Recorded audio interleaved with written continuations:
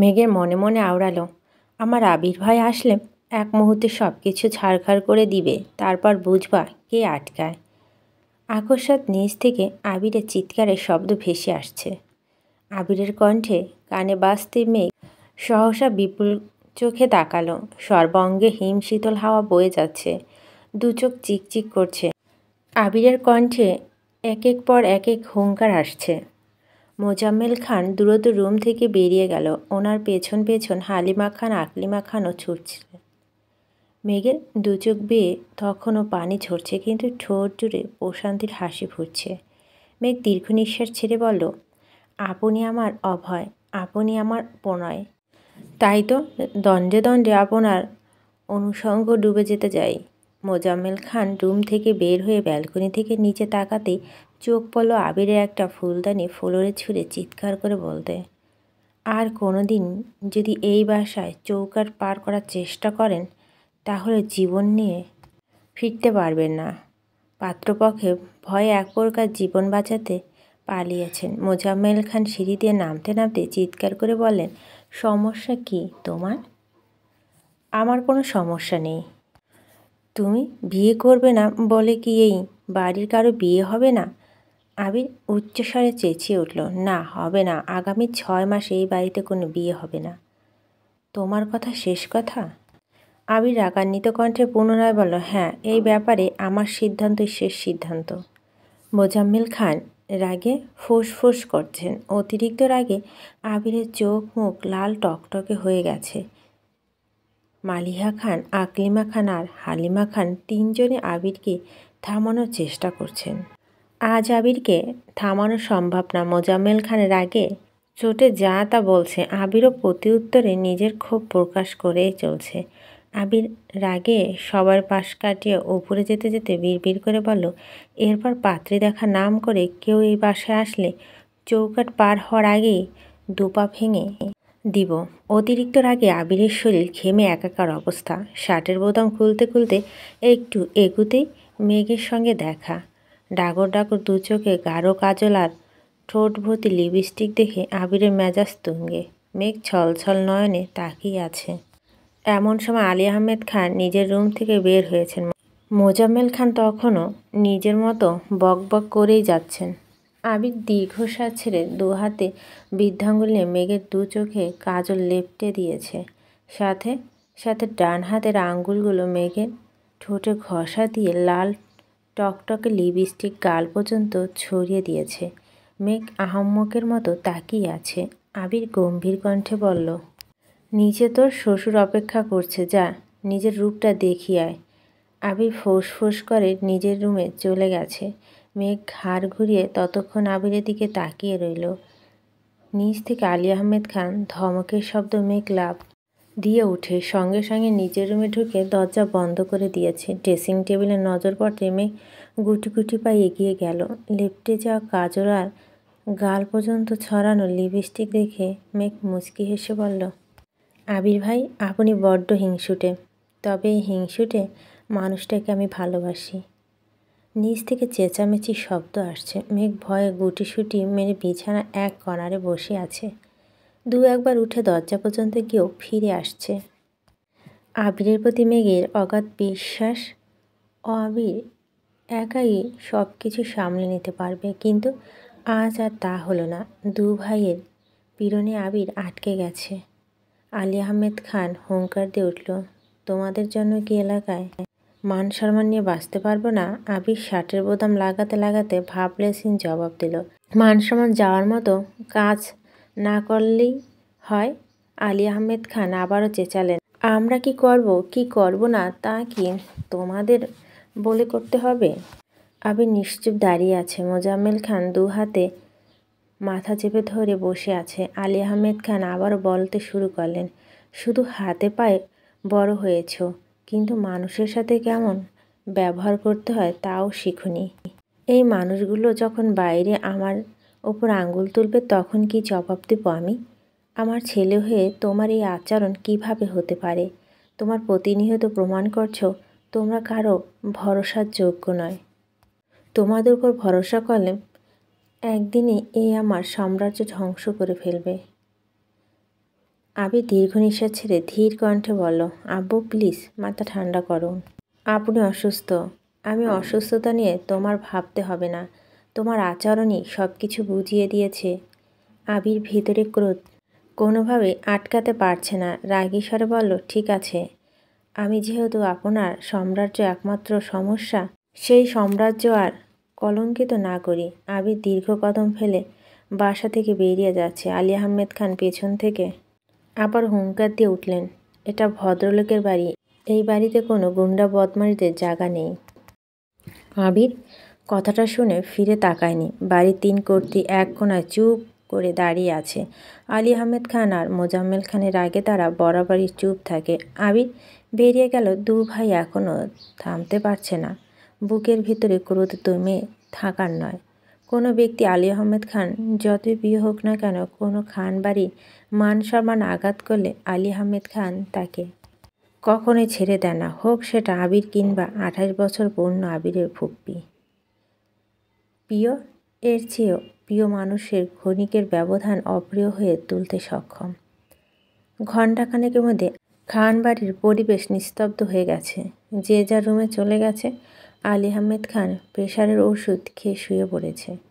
মালিহা খান ওনার পাশে বসে আস্তে করে বলেন, ছেলেটা এভাবে কথা বলা আপনার ঠিক হয়নি। আপনি ভাবলেন না যে আমি আপনাকে জ্ঞান দিচ্ছি। আবির তানভীর দুজনই মেঘকে অনেক বেশি আদর করে, তাই মেঘের বিয়ে ব্যাপারটা ওরা কিছুতেই মানতে পারছে না। এদিকে মেঘের আব্বু একের পর এক ছেলে দেখে যাচ্ছে, ওদের কি দোষ? আলী আহমেদ খান গম্ভীর কণ্ঠে বললেন, ছেলেকে কল দিয়ে বাসা আসতে বলো। মালিহা খান সঙ্গে সঙ্গে নিজের ফোন থেকে আবিরের নাম্বারে কল দিল, কিন্তু আবিরের ফোন বন্ধ। টানা 2-3 বার কল দেওয়ার পর বন্ধ পেল মালিহা খান ভয়ে সিটিয়ে পড়েছেন। ততক্ষণে আলী আহমেদ খান ঘুমিয়ে পড়েছেন। মালিহা খান রুম থেকে বেরিয়ে দ্রুত হালিমা খানকে ডাকলেন। মোজাম্মেল খান রুমে বসা। ভাবি আতঙ্কিত কণ্ঠ শুনে জিজ্ঞেস করলেন, কি হয়েছে ভাবি? ভাইজানে কিছু হয়েছে? না, আবিরের ফোন বন্ধ, কল দিতে পারছি না। মোজাম্মেল খান নিজের ফোন থেকে একবার চেষ্টা করলেন। বন্ধ পেয়ে স্বাভাবিক কণ্ঠে বলেন, রাগ করে বেরিয়েছে তাই হয়তো ফোন বন্ধ, খুলে ফেলবে কিছুক্ষণের মধ্যে, আপনি রেস্ট নিন। হালিমা খান বেশ কিছুক্ষণ বুঝিয়েছেন, কিন্তু মালিহা খানের আতঙ্ক কমছে না। তানবীরের কল দিয়েছে বলেছে। তানবীর ওখান থেকে পরিচিত সবার সাথে যোগাযোগ করেছে, কিন্তু আবিরের সাথে কারো কথা হয়নি। রাকিবকে কল দেয়। রাকিব বলল, আবির যাওয়ার সময় আমাকে বলেছে প্রয়োজনে আজই আব্বু চাচু সব বলে দিব, তবু এত প্যারা নিতে পারবো না। তানবীর বাসায় ঘটনা যা জানে সবটা রাকিবকে জানিয়েছে, সব জায়গায় খোঁজ খবর নিতে বলেছে। এত ঘটনার মাঝে মেঘের কোনো হদিশ নেই। ইকবাল খান সন্ধ্যার দিকে অফিস থেকে ফেরার পথে মিমকে প্রোগ্রাম থেকে নিয়ে আসছে। বাসায় এসে এসব ঘটনা শুনে ইকবাল খান স্তব্ধ হয়ে গেছে। মিম সঙ্গে সঙ্গে ছুটল মেঘের রুমের দিকে। মেঘের রুমে দরজা বন্ধ। অনেকক্ষণ ডাকার পর মেঘ ঘুম থেকে উঠে দরজা খুলে দিয়েছে। মেঘের চোখ আর ঠোঁট এখনও আগের মতো করছে। মিম দ্রুত ভুরু কুঁচকে বলল, তোমার এই অবস্থা কেন? মেঘ আয়নায় নিজের মুখটা দেখে মুচকি হেসে বলল, এমনি। মিম মেঘের ফোন মেঘকে দিয়ে আতঙ্কিত কণ্ঠে বলল, তুমি হাসছো? ভাইয়া যে রাগ করে বাসা থেকে বেরিয়ে গেছে তা কি তুমি জানো না? এমনকি ভাইয়ার ফোনও নাকি বন্ধ। মেঘ আঁতকে উঠে বললেন, কি? মেঘ তাড়াতাড়ি আবির ভাইয়ের নাম্বারে ডায়াল করলো। সত্যি সত্যি নাম্বার বন্ধ। ইন্টারনেটের সব জায়গা থেকে মেসেজ দিয়েছে, কিন্তু আবিরের কোথাও নেই। মেঘের চোখ মুখ মুহূর্তে অন্ধকারচ্ছন্ন হয়ে গেছে। বুকের ভিতর আতঙ্ক বাসা বেঁধেছে। মেঘ এখন নিজের ওপর খুব রাগ হচ্ছে। না ঘুমে তখন রুম থেকে বের হলে পরিস্থিতি বুঝতে পারত। অন্তত আব্বু আর বড় আব্বুর সামনে কিছু একটা বলতে পারত। মিম শীতল কণ্ঠে বলো, আজ তোমার ফোনটা নেওয়া একেবারে উচিত হয়নি, সরি আপু। বেগ মৃদু হেসে বলো, তোর কোনো দোষ নেই, সব দোষ আমার কপালে, তুই রুমে যা। মেঘ অনবরত আবিরের নাম্বারে কল দিয়েই যাচ্ছে। ফুপি, জান্নাত আপু, আসিফ ভাইয়া সবার সাথে কথা বলছে, কিন্তু কেউ কিছু জানে না। মেঘ নিচে নামতে পারছে না, কারণ আজকে এই ঘটনার জন্য মেঘ নিজেকে দায়ী করছে। মেঘের উপায় না পেয়ে বন্যাকে কল দিল। বন্যা কল রিসিভ করতে মেঘ একে একে সব বর্ণনা করছে। বন্যা শান্ত স্বরে বলল, আচ্ছা রাত পর্যন্ত অপেক্ষা কর, দেখ উনি আসেন কি না। ফোন বন্ধ রেখে মেঘ একের পর এক কল দিয়েই যাচ্ছে। রাত 9টার দিকে তানবীর মেঘকে কল দিল। মেঘ কান্না ভেজা কণ্ঠে জিজ্ঞেস করলো, ভাইয়া আবির ভাই কোথায়? তানবীর মোলায়েম কণ্ঠে বলল, আমি খোঁজ নিচ্ছি, যোগাযোগ হলে জানাবো। তাছাড়া আগামীকাল আমি বাসায় ফিরবো, তুই মন খারাপ করে থাকিস না। মেঘ কাঁদতে কাঁদতে বলো, আমার জন্য তোমাদের এত ঝামেলা, আমি যেদিক দু চোখ যায় সেদিকে চলে যাব। তানবীর ঠান্ডা কণ্ঠে বলল, পাগলামি করিস না বুনু, একটু বোঝার চেষ্টা কর। মেঘ কল কেটে দিয়েছে। রাতে কারো খাওয়া দাওয়া নেই, যে যার মতো আবিরকে কল দিচ্ছে। পরিচিত সবার সাথে বারবার যোগাযোগ করছে, কিন্তু কেউ কিছু জানে না। বন্যা রাতে আবারও কল দিয়ে খোঁজ নিয়েছে। 2 দিন কেটে গেছে, আবির এখনও বাসায় ফিরেনি। 2 দিন ধরে কোনো অফিসও যাচ্ছে না। আলী আহমেদ খান, মোজাম্মেল খান, ইকবাল খান নিজের মতো খোঁজ খবর নিয়ে যাচ্ছে, কিন্তু আশানো ফলাফল পাচ্ছে না। আজ বিকেলে বন্যা মেঘদের বাসায় আসছে। মেঘকে রুমে না পেয়ে সরাসরি ছাদে গেল। মেঘ চোখ বন্ধ করে সোফায় হেলান দিয়ে বসেছিল। বন্যা মৃদু হেসে ডাকলো, মেঘ। মেঘ বন্যাকে দেখে বসা থেকে উঠে জড়িয়ে ধরে কাঁদতে কাঁদতে বলো, আমার জীবনে এত কষ্ট কেন? বন্যা মেঘের মাথা হাত বুলিয়ে শান্ত স্বরে বলল, কষ্ট সবার জীবনে থাকে, কেউ মনের মধ্যে চেপে রাখতে পারে, আবার কেউ পারে না। মন খারাপ করিস না, দোয়া করি আবির ভাইয়া যেন তাড়াতাড়ি ফিরে আসেন। মেঘকে বেশ কিছুক্ষণ বোঝানোর পর মেঘ শান্ত হয়েছে। 2 বান্ধবী পাশাপাশি বসা। বন্যা হঠাৎ ধীর কণ্ঠে বলল, একদিক থেকে তুই খুব ভাগ্যবতী। কোন দিকে? এই যে আবির ভাইয়ের প্রিয়সী হিসেবে।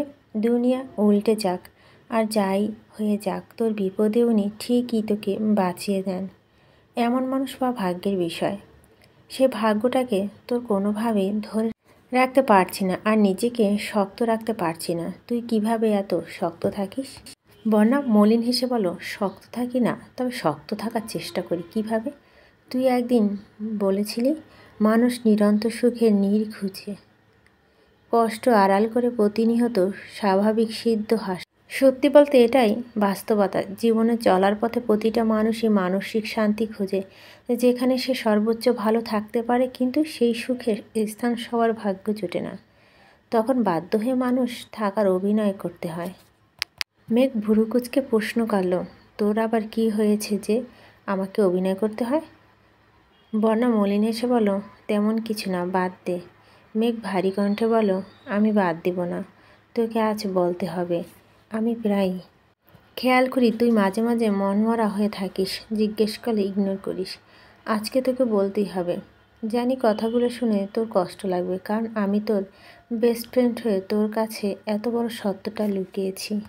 মেঘ ভুরুকুচকে আতঙ্কিত কণ্ঠে প্রশ্ন করলো, কি হয়েছে তোর? বন্যা ঢোক গেলে উষ্ণ স্বরে বলতে শুরু করলো, আমাদের এসএসসি পরীক্ষার পর অনেক দিন তোর সাথে যোগাযোগ ছিল না, তখন হাতে ফোনও ছিল না। ওই সময় মামা বাড়িতে বেড়াতে গিয়েছিলাম। ওখানে এক মামাতো ভাইয়ের সাথে মোটামুটি ভালো মিল হয়েছে। ভাইয়া তখন রাবিতে পড়তো, ছুটিতে বাড়ি আসছিল। আর যেহেতু ভাইয়াদের বাসাতে আমরা বেড়াতে গিয়েছিলাম, সেই সুবাদে দুষ্টুমি ফাজলামও করতাম। একদিন আম্মু মামা মামি কথা বলছিল, কথার মাঝখানে আমাদের দুজনের কথা উঠে আর মোটামুটি বিয়ের আলোচনা শুরু হয়ে যায়। তখন আমি ভাইয়া দুজনের রুমে উপস্থিত। আমি ফাজলামি করে সেটা ভাই হিসেবে করতাম, কিন্তু আম্মুদের আলোচনার তা সম্পূর্ণ বদলে গেছে। ভাইয়ার সাথে আমার ওই রকম কিছু নেই। এটা আম্মুকে বলার পর আম্মু বলছে, এই বিয়ের আলোচনা আর 1 বছর আগে হয়েছিল, সেটাই এতদিনে প্রকাশ পেয়েছে। মূল কথা, তারা দেখতে চেয়েছিল আমার আর ভাইয়ার বন্ডিংটা কেমন। এসব জানার পর আমি আরও বেশি হতাশ হয়ে গেছিলাম। বাধ্য হয়ে সুযোগে ভাইয়াকে সব কিছু খুলে বলি। ভাইয়া সাহায্য করার বদলে আমার প্রপোজ করে বসেন। তখন রাগ করে মামা বাড়ি থেকে চলে আসি। এরপর থেকে ভাইয়ার মাঝে মাঝে আম্মুর নাম্বারে কল দিত। যেহেতু প্রাথমিকভাবে বিয়ের আলোচনা হয়েছে, ঠিক তাই আম্মু আমাকে ফোন দিতেন। আমি না চাইতেও ওনার সাথে কথা বলতাম। ধীরে ধীরে মানসিকভাবে সেই মানুষটার সাথে জড়াতে শুরু করি। আমার যেহেতু আলাদা কোনো ফোন ছিল না, ওইভাবেই কথা হতো না। একদিন আপুর ফোন থেকে ফেসবুকে ওনার আইডি চেক করি, যা দেখে আমি রীতিমতো টাসকে খেয়েছিলাম। ওনার আইডিতে একের পর মেয়ের ছবি, ওনার বন্ধুর তালিকায় ছেলে নেই বললেই চলে। তার মধ্যে একজনের সাথে বেশ কিছু ছবি পোস্ট করা, যা সবগুলো রোমান্টিক ক্যাপশন দেওয়া। আমি সেসব সহ্য করতে না পেরে ওনাকে কল দিয়ে রাগারাগি করি। এক পর্যায়ে উনি স্বীকার করেন যে সে মেয়ে তার গার্লফ্রেন্ড, শুধুমাত্র পরিবারের মানুষের সামনে ভালো সাজার জন্য এমন কাজটা করেছেন। তাছাড়া উনি আমার চেয়ে ভালো কাউকে ডিজার্ভ করেন। আরও কত কি। বনা দীর্ঘ নিঃশ্বাস ছেড়ে আবার বলো। সেই দিনের পর একটা কথা মাথায় ঢুকেছে, জীবনে বহুরূপী মানুষের চেয়ে একজন অতি সাধারণ মানুষও ঢের ভালো। মানুষটা নিষ্ঠুর কিংবা পাষাণ হোক, তবু একান্তই আমার হোক। মেঘ বন্যার গুরুগম্ভীর চেহারা খানিকক্ষণ তাকিয়ে থেকে হঠাৎ মুখভার করে বলে উঠল, এত বড় ঘটনাটা আমাকে না জানিয়ে তুই কীভাবে ছিলি? বনা ইতিহাসভাবে জবাব দিল, অপ্রত্যাশিত ঘটনা। আমি নিজেই হতভম্ব হয়ে গেছিলাম। তখন অনিশ্চিত ব্যাপারটা ভুলে যাওয়া ছিল আমার একমাত্র লক্ষ্য। তাছাড়া আমি তো তোকে খুব ভালো করে চিনি। এই রকম ঘটনা ঘটা শুনলে তুই নিজে মানসিকভাবে ভেঙে পড়বি। যে আঘাত আমি পেয়েছি সেটা ইচ্ছাকৃত তোকে দিব, এতটা নিষ্ঠুর আমি না। মেঘ ভরাট কণ্ঠে জিজ্ঞেস করলো, তারপর কি বিয়ে ভেঙে গেছে? আমি ভেঙে দিয়েছি, যার কারণে আম্মু মামা বাড়িতে গেলে এখনও অনেক কথা শুনতে হয়। ওনাদের নজর, ওনাদের ছেলে একদম নিষ্পাপ, চোখে আঙ্গুল দিয়ে দিলেও তারা না দেখার মতো আচরণ করে। তাই আমি নিজেকে অপকৃষ্ট মেনে নিয়ে মামার বাড়ির সাথে যোগাযোগ বন্ধ করেছি। বাসার কেউ কিছু বলেনি। আমার বাসার মানুষ সবটা জানে, বরং ওই সময়টাতে আব্বু আর আম্মুই আমাকে সাপোর্ট করেছেন। তাছাড়া আব্বু আগে থেকে এই সম্পর্কটা তেমন আগ্রহ ছিল না। মেঘ শীতল কণ্ঠে জিজ্ঞেস করলো, তুই কি ওনাকে কখনো মিস করিস? বন্যা মেঘের দিকে তাকিয়ে ফিক করে হেসে বলল, প্রয়োজনে দুর্বাঘাসে ফাঁস দিব, তবু দুশ্চরিত্র ব্যাটাকে মিস করব না। মেঘ আর বনা দুজনেই হাসছে। এর মধ্যে মিম পিছন থেকে শক্তপোক্ত গলায় বলে উঠল, বনাপু, তুমি দুর্বাঘাসে ফাঁস দিবা কেন? মেঘ আর বনা দুজনেই একসঙ্গে ঘুরে তাকালো। বনা হেসে বলল, আরে মজা করছিলাম। মিম বলো, আম্মু তোমাদের ডাকছে, চলো। তিনজনে একসঙ্গে নিচে আসছে। বনা সচরাচর মেঘের বাসায় আসে না, হঠাৎ আসলেও তার জন্য বাহারি নাস্তার আয়োজন করা হয়। আজকে তার ব্যতিক্রম হয়নি। বন্যা অল্প নাস্তা করে মেঘের সাথে সোফায় বসে গল্প করছে। এমন সময় তানবীর বাসায় আসছে। বন্যাকে দেখে ভুরু কুঁচকে সূক্ষ্ম নেত্রে তাকিয়ে সোজা রুমের উদ্দেশ্যে হাঁটা দিল। কয়েকটা সিঁড়ি উঠতেই মেঘ ডাকলো, ভাইয়া। তানবীর আর চোখে তাকিয়ে বলল, বল, খেয়েছো কিছু? না। খেতে দেই? না, খিদে নেই। তানবীর যথারীতি উপরে চলে গেছে। বন্যা ভুরু কুঁচকে ভারী কণ্ঠে বলল, তোরা এসব কীভাবে সহ্য করিস? কী সব এই অনিয়ম? মেঘ স্বাভাবিক কণ্ঠে বলল, আসলে এখন তুই আসিস যে, তাই লজ্জা পেয়েছে। বন্যা দূর কণ্ঠে শুধালো, তোর ভাই লজ্জাও পায়? মেঘ কপাল কয়েক স্তর ভাঁজ ফেলে গম্ভীর কণ্ঠে বলল, তোর কি আমার ভাইকে স্যাঁচরা মনে হয়? বন্যা রাশভারী কণ্ঠে বলল, আমার ভুল হয়ে গেছে। তোর ভাইকে নিয়ে কথা বলার বড্ড অন্যায় করে ফেলেছি, আমার মাফ করে দে। মেঘ মুচকি হেসে বলল, করতে পারি, তবে একটা শর্তে। কী শর্ত? তুই আমার এতটুকু বলে মেঘ থেমে গেল। ঢোক গেলে উষ্ণস্বরে বলো, কিছু না। বনা আরও কিছুক্ষণ গল্প করে বেরিয়ে গেছে। মেঘ উপরে যেতে তানবীর ধীর কণ্ঠে জিজ্ঞেস করলো, বনা চলো। চলে গেছে। তানবীর আস্তে করে বলল, আমায় ডাকতে পারতি, এগিয়ে দিয়ে আসতাম। মেঘ মৃদু হেসে বলল, আমি বন্যাকে বলেছিলাম, কিন্তু ও বারণ করলো। ও। মেঘ চলে যাওয়ার জন্য পা বাড়িয়ে আবারও থমকে দাঁড়ালো। বন্যার সামনে মেঘ কিছু না বলল। বন্যাকে ভাবি বানানো সুপ্ত ইচ্ছে এখনও মেঘের মনে বর্তমান। তানবীরের অভিব্যক্তি বোঝার জন্য মেঘ ধীর কণ্ঠে বললেন, ভাইয়া জানো, বন্যা মনটা আজ ভীষণ খারাপ। তানবীর ভুরু কুঁচকে জিজ্ঞেস করল, কেন? মেঘ জোরে নিঃশ্বাস ছেড়ে বুকের সাহস নিয়ে বলল, বন্যাকে একটা ছেলে খুব কষ্ট দিয়েছে। তানবীরের সহসা কপাল গুটে সূক্ষ্ম নেত্রে তাকে প্রশ্ন করল, ছেলের নাম কি করে? নাম ঠিকানা জানি না, বর্ণার মামাতো ভাই। ওদের মধ্যে বিয়ের কথা হয়েছিল, তারপর জানতে পেরে ছেলেটা ভালো না, তাই বিয়ে ভেঙে দিয়েছে। তানবীর গুরুগম্ভীর কণ্ঠে জিজ্ঞেস করল, কবে ভাঙছে? মেঘ আনমনে বলল, 3-4 বছর আগে। তানবীর বিরক্ত ভরা কণ্ঠে বলল, 4 বছর আগের ঘটনা আজ মন খারাপ করার কি আছে? অতীত নিয়ে পড়ে থাকলে জীবন এগোবে কেমন করে? মেঘ মাথা নিচু করে বিড়বিড় করে বলল, আমাকে আজই শেয়ার করেছে। তানবীর স্বাভাবিক কণ্ঠে বলল, 4 বছর যেহেতু তোকে শেয়ার করেনি, তাহলে তোরও বুঝতে হবে সে বিষয়টা ভুলে যেতে যাচ্ছে। তুই এটা নিয়ে কথা বলিস না। অতীত সবার জীবনে থাকে, আমার জীবনও আছে। তাই বলে আমি কি এখন সেসব নিয়ে বসে আছি? মেঘ হুট করে জিজ্ঞেস করলো, ভাইয়া তুমি কি এখন কাউকে পছন্দ করো? তানবীর চাপা স্বরে বলল, সময় হলে তোকে জানাবো। মেঘ নিঃশব্দে হেসে করিডোরে হাঁটছে আর মনে মনে ভাবছে, তুমি কিংবা বনা দুজনে আমার খুব প্রিয়, আর আমি কাউকে ঠকাবো না। তোমার অতীত যেমন বন্যাকে জানিয়েছি, তেমন বন্যার অতীতও তোমাকে জানালাম। এখন তোমাদের মনের পরীক্ষার পালা। তোমাদের মনে অনুভূতি জাগলেই এক করে দিব দুজনকে, কিন্তু কিভাবে করব? আমার আবির ভাই কই? মেঘের শান্ত মন আবার অশান্ত হয়ে উঠল। অস্পষ্ট অভিমান বুকের ভিতর বাসা বাঁধতেই শুরু করেছে।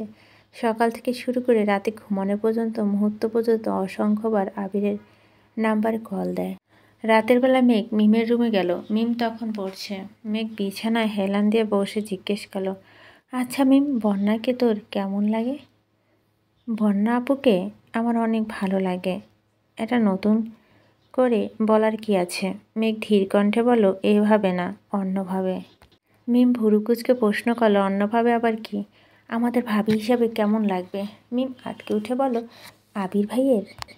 মেঘ মিমের মাথায় গাঁটটা মেরে রাগান্বিত কণ্ঠে বলল, আবির ভাই আমার। মিম মাথা ঘষতে ঘষতে বলল, তানবীর ভাইয়া? হ্যাঁ। মিম মাথা চুলকে আনমনে ভাবছে। মেঘ ফোঁস করে উঠে বলল, এত কি গবেষণা করছিস? মিম চিন্তিত কণ্ঠে বলল, বন্যা আপু কি ভাইয়া পছন্দ করবে? মেঘ মৃদুস্বরে বলল, জানি না রে, তবে আমার মনে হচ্ছে কিছু একটা হতে পারে। মিম উত্তেজিত কণ্ঠে বলল, হলে খুব ভালো হবে আপু। বন্যা আপুকে আমার খুব ভালো লাগে, কত সুন্দর করে কথা বলে, আমাদের সাথে মিশে। তাছাড়া ভাইয়ার পাশে দুজনকে মানাবেও ভালো। আবির বাসায় নেই 1 সপ্তাহ হতে চলল। বাড়ির পরিবেশ থমথমে, কেউ কারোর সাথে তেমন কথা বলে না, সবার ভিতরে চাপা কষ্ট লুকিয়ে আছে। বিকেলের দিকে হালিমা খান সোফায় বসেছিলেন। ওনাকে দেখে মালিহা খান এসে বসলেন। হালিমা খানকে এক পলক দেখে শীতল কণ্ঠে জিজ্ঞেস করলেন, তোর কি শরীর খারাপ? হালিমা খান মলিন হেসে জবাব দিলেন, মনটা খুব খারাপ। আবির এখনও বাসায় ফিরল না। কোথায় আছে, কি অবস্থা আছে, আল্লাহ ভালো জানে। মালিহা খান শ্বাস ছেড়ে ভারী কণ্ঠে বললেন, ওদের বাবা আর ছেলে কর্মকাণ্ডে আমি আর কুলাতে পারছি না। মেঘের আব্বু যেভাবে রাগ দেখায়, আবিরের আব্বু তেমন রাগ দেখায়। কেউ কিছু বোঝার চেষ্টা করে না। ছেলেটা এসব কত সহ্য করবে? হালিমা খান গম্ভীর কণ্ঠে বলেন, মেঘের আব্বু কিছুদিন যাবৎ রাতে ঘুমায়ই না, সারাক্ষণ দুশ্চিন্তা করে। যত বন্ধু আর পরিচিত মানুষ আছে সবাইকে কল দিয়ে আবিরের কথা জিজ্ঞেস করে।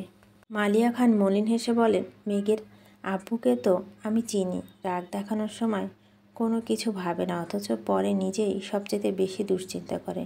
অন্যদিকে আবিরের আব্বু সম্পূর্ণ উল্টো। ওনার নিয়ম নীতির বাইরে গেলে ওনার সব কিছু এলোমেলো হয়ে যায়। ছেলে, বউ, ভাই বোন কিছুই দেখে না।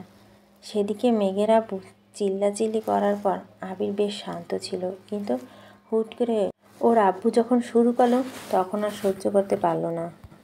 হালিমা খান অনেকটা সময় নিশ্চুপ থেকে মালিয়া খানের দিকে এক পলক তাকিয়ে নীরবতা ভেঙে বলল, আপা একটা কথা বলি। মালিয়া খান ভুরু কুঁচকে বলল, কথার মধ্যে মাপামাপি কবে থেকে শুরু করলি? বল, কি বলবি? হালিমা খান কিছু বলতে চেয়েও থেমে গেল। সহসা মৃদু হেসে বলল, না থাক, কিছু না। কি বলতে চাচ্ছিস বল। বাসায় নিয়ম নীতি ভুলে অলি কল্পনায় ডুবেছিলাম, যা কখনো সম্ভব না তা নিয়ে ভাবছিলাম। ঢোক গিলে শান্ত স্বরে আবারও বললেন, রাতে কি রান্না করবা? এর মধ্যে আলী আহমেদ খান আর মোজাম্মেল খান বাসায় ফিরেছেন। মালিয়া খান বসা থেকে উঠতে উঠতে আচমকা মেঘ হুড়মুড় করে সিঁড়ি দিয়ে নামছে। চোখ মুখ লাল টকটকে হয়ে আছে। পিছন থেকে তানভীর ডাকছে, বুনু শুন, কি হয়েছে বল আমাকে। মেঘের হাতে তানভীরের ফোন। মেঘ নামতে নামতে আলী আহমেদ খান আর মোজাম্মেল খান মেঘের সামনে হাজির। মোজাম্মেল খান গম্ভীর কণ্ঠে জিজ্ঞেস করলেন, কি হয়েছে তোর? তানভীর বলতে বলতে নামছে, কে কল দিচ্ছিল বলবি তো? আব্বুকে দেখে তানভীরের গতি কমে গেছে। সদ্য শাওয়ার নিয়ে বেরিয়েছে। তানভীর পরনের লুঙ্গি আর গলায় একটা গামছা ঝুলানো, সম্পূর্ণ শরীর ভেজা। আব্বু আর বড় আব্বুকে দেখে তানভীর গামছা দিয়ে মাথা মুছতে শুরু করেছে। একটু আগেই মেঘ আবিরের খোঁজ নিতে তানভীরের রুমে গিয়েছিল। তানভীর ওয়াশরুমে থাকায় কিছু জিজ্ঞেস করতে পারেনি। হঠাৎ তানভীরের ফোন কল বাজতে শুরু করে। মেঘ উচ্চস্বরে ডাকে, ভাইয়া তোমার ফোনে কল আসতেছে, দেখ কে কল দিয়েছে।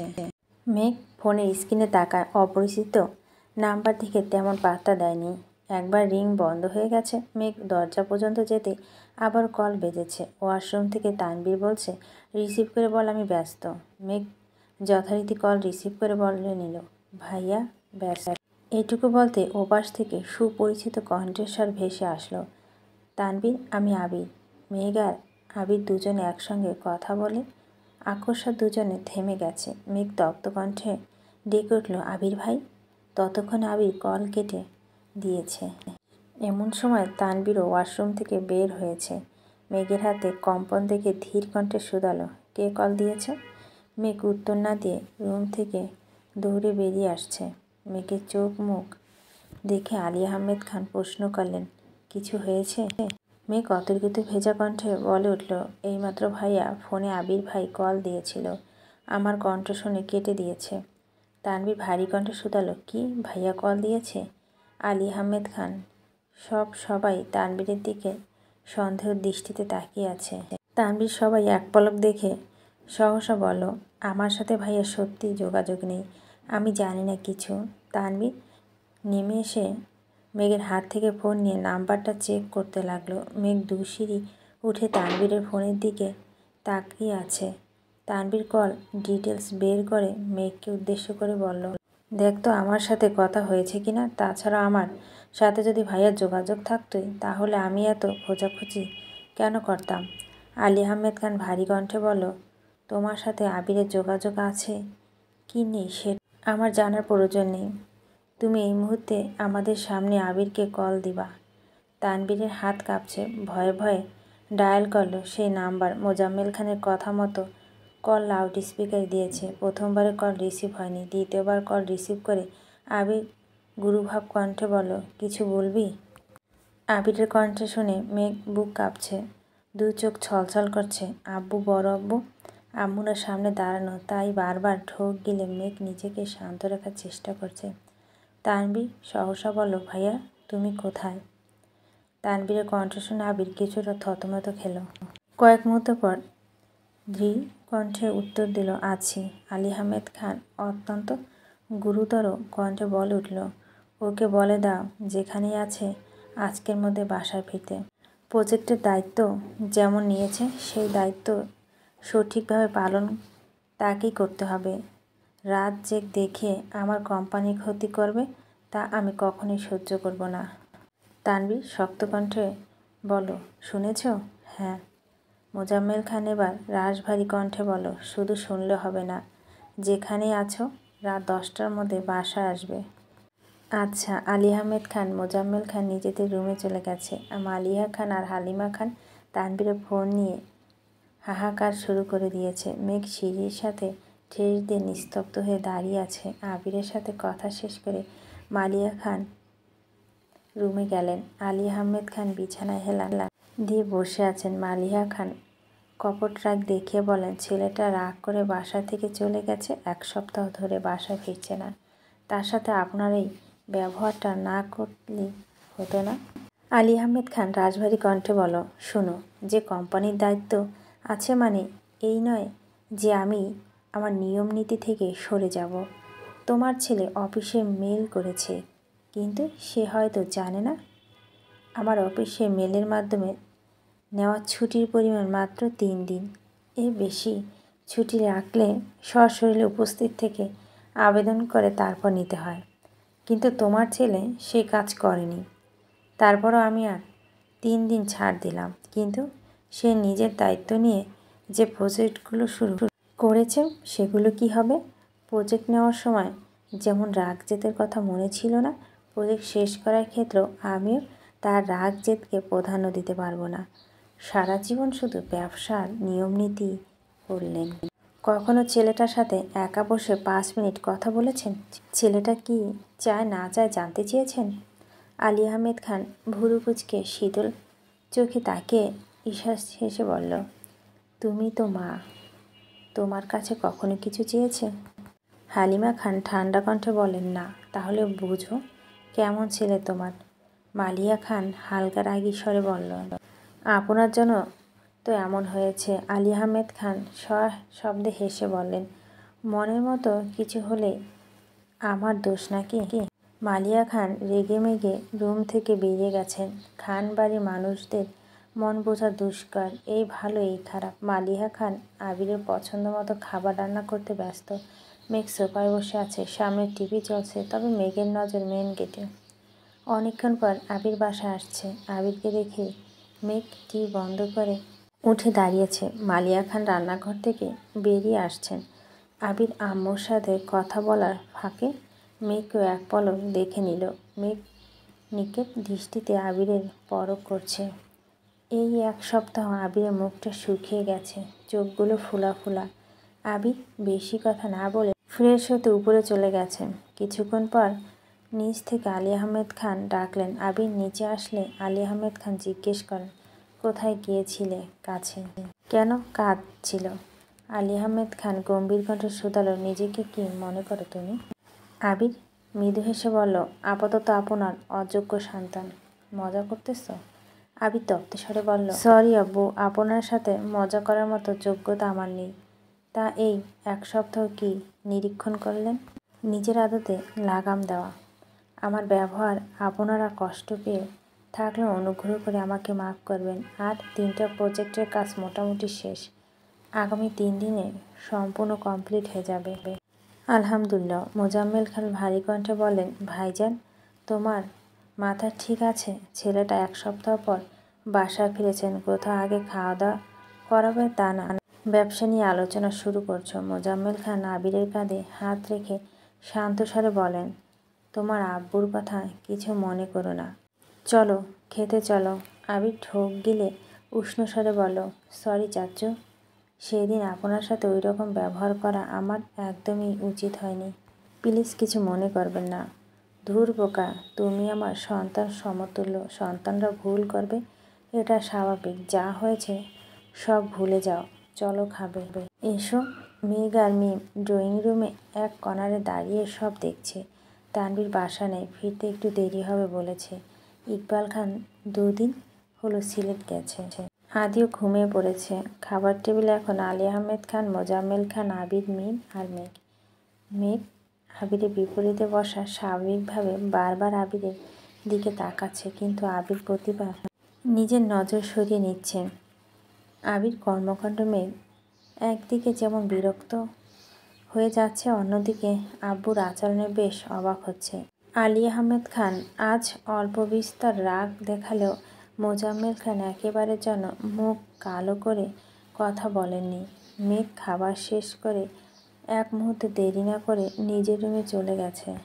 বন্যাকে কল দিয়ে আবিরের ফেরার কথা বলেছে, তারপর ফোন রেখে ব্যালকনিতে দাঁড়িয়ে আকাশপানে তাকিয়ে কিছু ভাবছে। আচমকা পিছন থেকে আবির ডাকলো, ম্যাম। মেঘ আঁতকে উঠে ঘাড় ঘুরিয়ে তাকালো, তবে কিছুটা বলল না। আবির আবার বলে, নিজেকে কষ্ট দেওয়া ছাড়া আপনার আর কি কোনো কাজ নেই, তাই না? মেঘ আর চোখে আবিরকে খানিক দেখে গম্ভীর কণ্ঠে বলল, না। আবির মলিন কণ্ঠে বলল, ভালো। মেঘ নিরেট কণ্ঠে বলতে শুরু করলো, বাসা থেকে চলে যাওয়ার আগে কেউ কি একবারের জন্য আমার কথা ভাবছিল? আর যাওয়ার পরও একটা বারের জন্য কল দিয়ে নিজের অবস্থান জানানো প্রয়োজন মনে করলো না? এত নিষ্ঠুর কিভাবে হয় মানুষ? আবির তপ্ত স্বরে জিজ্ঞেস করলো, কেমন আছেন? বেঁচে আছি। আবির মলিন হেসে বলল, ঠিক আছে। আবির চলে যেতে নিলে মেঘ আবার ডাকলো, আবির ভাই। আবির চিরচেনা জবাব, তবে আজ উত্তরের তেমন প্রাণ নেই। মেঘ ধীর কণ্ঠে জিজ্ঞেস করলো, আপনি কোথায় ছিলেন? ছিলাম কোনো এক জায়গায়। মেঘ হঠাৎই ভেজা কণ্ঠে বলে উঠল, 1 সপ্তাহ নিখোঁজ হয়ে কীভাবে ছিলেন আপনি? আমি আপনাকে কত শতবার কল দিয়েছি, আর একটু হলে মরে যেতাম। আবির দরজা হেলান দিয়ে দাঁড়িয়ে মনমরা হয়ে বলল, 1 সপ্তাহে এত ক্লান্ত হয়ে পড়েছেন? মনের জোর না থাকলে সামনের ঝড়টা কীভাবে সামলাবেন ম্যাম?